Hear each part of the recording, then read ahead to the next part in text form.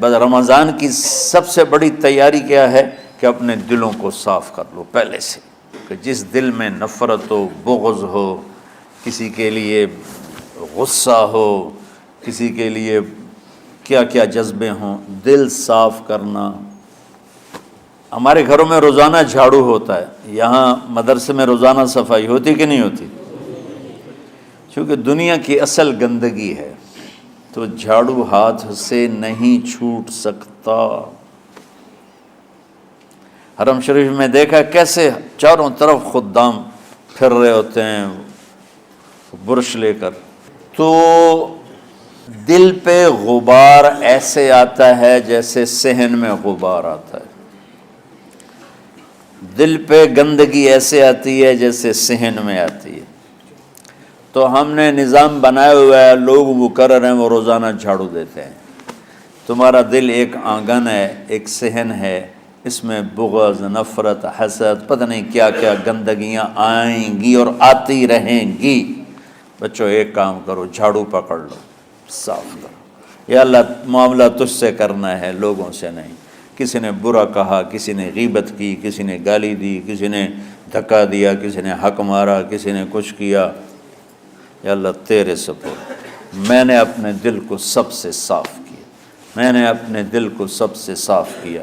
یہ اتنی بڑی عبادت ہے کہ بڑے بڑے نفلوں والے، تہجد والے، حج عمرے روزے والے تمہیں نہیں پکڑ سکیں گے، چونکہ اس کا کرنے والا دنیا میں کوئی نہیں ہے۔ نفل پڑھنے والے تو بے شمار ہیں، عمرے کرنے والے بے شمار ہیں، علماء بے شمار ہیں، حاجی بے شمار ہیں، سخاوت کرنے والے بے شمار ہیں، لیکن اس ٹکڑے کو صاف کرنے والا لاکھوں میں ایک بھی نہیں ہے۔ مشکل کام ہے، آپ یہ سیکھ لیں، صاف کرو، صاف کرو، صاف کرو۔ یہ رمضان کی سب سے بڑی تیاری اور علم کو حاصل کرنے کی سب سے بڑی چابی ہے کہ اپنے دل کو کھلا کر لو۔ کوئی چیز خالی ہوگی تو کچھ آئے گا۔ جس دل میں بغض بھرا ہو، نفرت بھری ہو، حسد بھرا ہو، کینہ بھرا ہو، اس میں خاک آئے، اس میں تو علم کی ایک کرن بھی نہیں آئے گی۔ اس زبان سے چاہے جتنے مرضی موتی بکھیرے، دل اس کا اندھا ہوگا۔ لا تعمى الابصار ولكن تعمى القلوب التي في الصدور۔ یہ آنکھوں سے اندھے نہیں، دل سے اندھے ہیں۔ تو بچوں اپنے دل کو صاف کرنا سیکھو۔ وہ کتنی مشہور حدیث ہے، آپ نے کہا اس دروازے سے ایک جنتی آ رہا ہے، تو ایک انصاری صحابی داخل ہوئے، جوتا ہاتھ میں، داڑھی میں وضو کا پانی۔ اگلے دن اس دروازے سے ایک جنتی آ رہا ہے، تو ایک صحابی آئے، ہاتھ میں جوتا، داڑھی میں وضو کا پانی۔ وہی صحابی اگلے دن اس دروازے سے ایک جنتی آ رہا ہے، تو وہی صحابی 3 دن جنت کی بشارت لی۔ اس صحابہ کی جماعت میں ایک شخص ہیں جن کا نام ہے عبداللہ بن عمرو بن عاص۔ ان سے بڑا عبادت گزار صحابہ میں کوئی نہیں تھا، نہ سابقین میں نہ متاخرین میں، نہ پہلوں میں نہ بعد والوں میں۔ ان کی عبادت کیا تھی؟ ساری رات جاگنا، سارے دن کا روزہ، اور ایک ختم قرآن صبح سے شام تک۔ اتنی اللہ نے طاقت دی تھی۔ پھر وہ غلو والی بات آ گئی، ایکسٹریم ہونے والی بات آ گئی۔ ان کی شادی والی رات حجلہ عروسی میں داخل ہو رہے ہیں، دلہن کے کمرے میں داخل ہو رہے ہیں، اور مصلی بچھا کے اللہ اکبر، اور دیر نفل تے نفل، دیر نفل تے نفل۔ تو ان کی بیگم نے دیکھا تو وہ بھی خیر کا زمانہ تھا، انہوں نے بھی وضو کیا اور پیچھے مصلی بچھا کے وہ بھی فجر تک نفل پڑھتے رہے۔ صبح ہوئی تو حضرت عمر بن عاص رضی اللہ عنہ نے پوچھا بیٹی رات کیسی گزری؟ کہا جی ماشاءاللہ آپ کے بیٹے تو بڑے عبادت گزار ہیں، ساری رات نفلوں میں ہی گزری۔ تو وہ ان کو شکایت کر دی۔ حضرت عمر بن عاص کو اتنا غصہ چڑھا، بیٹے کو تو کچھ نہیں کہا، کتنی حکمت کی بات ہے، سیدھے گئے اللہ کے نبی کے پاس، یا رسول اللہ یہ عبداللہ دیکھیں کیسا نادان ہے، اس کی شادی کی ساری رات نفل پڑھتا رہا۔ تو آپ کہتے ہیں ماشاءاللہ ماشاءاللہ کتنی بڑی بات ہے۔ نفلوں میں گزر گئی، رات بھی نفلوں میں گزر گئی۔ تو آپ نے حضرت عبداللہ بن عمر کو بلا کے ڈانٹا کہ تو نے مہینے میں 3 دن روزے رکھنے ہیں، بس اس سے زیادہ نہیں رکھنے، اور ہفتے میں 1 قرآن ختم کرنا ہے۔ کہا یا رسول اللہ میرے اندر طاقت زیادہ ہے۔ پھر اچھا 15 دن روزے رکھنے، کہ نہیں میرے اندر طاقت زیادہ ہے۔ آپ اس کو تھوڑا تھوڑا کر کے گھٹاتے رہے، اور وہ ہر دفعہ نہیں یا رسول اللہ میرے اندر طاقت زیادہ ہے۔ تو آخر میں آپ نے کہا اچھا چلو صوم داؤدی پہ آ جاؤ، 1 دن روزہ رکھو، 1 دن افطار کرو، اور 3 دن سے پہلے قرآن ختم نہیں کرنا۔ تو آپ نے اس کو پیچھے کیا۔ یہ بیٹھے تھے اس محفل میں، ان کے دل میں آیا کیا یہ بزرگ مجھ سے زیادہ عبادت کرتا؟ رات میں ساری جاگتا ہوں، دن روزہ رکھتا ہوں، 1 ختم کرتا ہوں، تو جنت کی بشارت تو مجھے ملنی چاہیے تھی، ان کو کیسے مل رہی؟ یہ کسی کتاب میں نہیں لکھا کہ یہ ان کا جذبہ تھا، لیکن جو کہ میں ان کی سیرت کو جانتا ہوں تو مجھے خیال آتا ہے کہ ان کی نفسیات میں یہ بات آئی ہوگی، چونکہ صرف انہی کو خیال آیا کہ میں جا کے دیکھتا ہوں کہ یہ بزرگ کیا کرتے ہیں۔ تو ان کے پاس پہنچ گئے، چاچا ذرا، وہ ادھیڑ عمر تھے، چاچا وہ میرے ابا تھوڑے ناراض ہیں، تو کچھ دن آپ کے پاس گزار لوں؟ کا بیٹا بسم اللہ آ جاؤ۔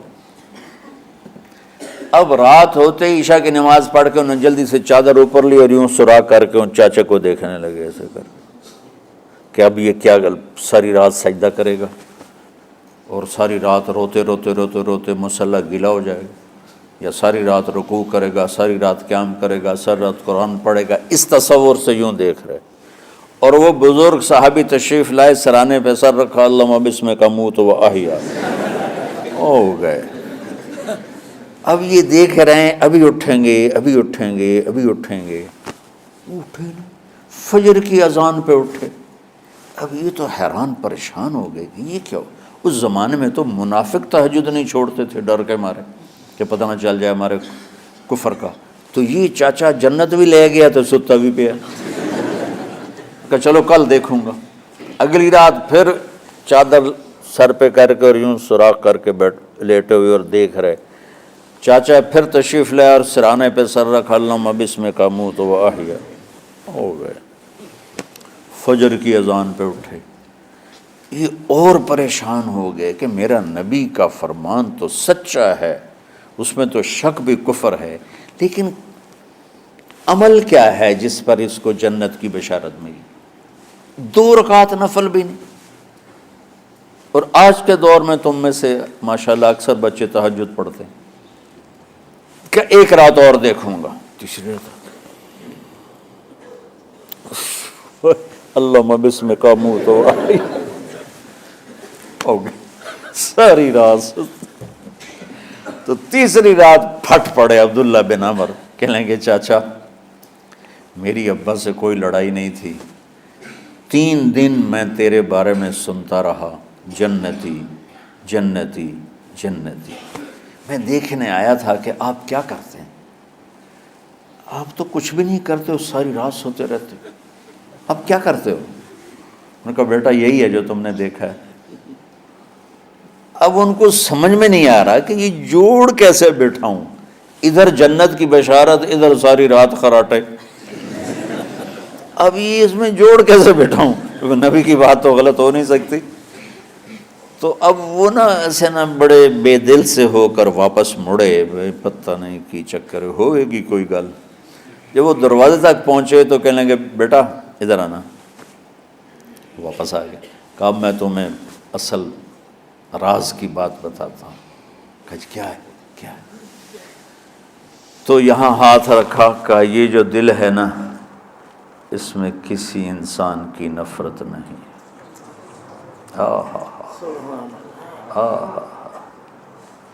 اور جب اللہ کسی کو رزق دیتا ہے، عزت دیتا ہے، مجھے کبھی حسد نہیں ہوا، مجھے خوشی ہوتی۔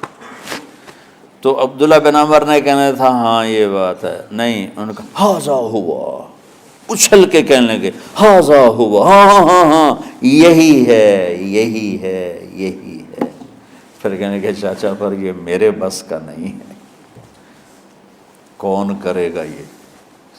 اتنے بڑے آدمی ہو کر کہہ رہے ہیں کہ یہ میرے بس کا نہیں۔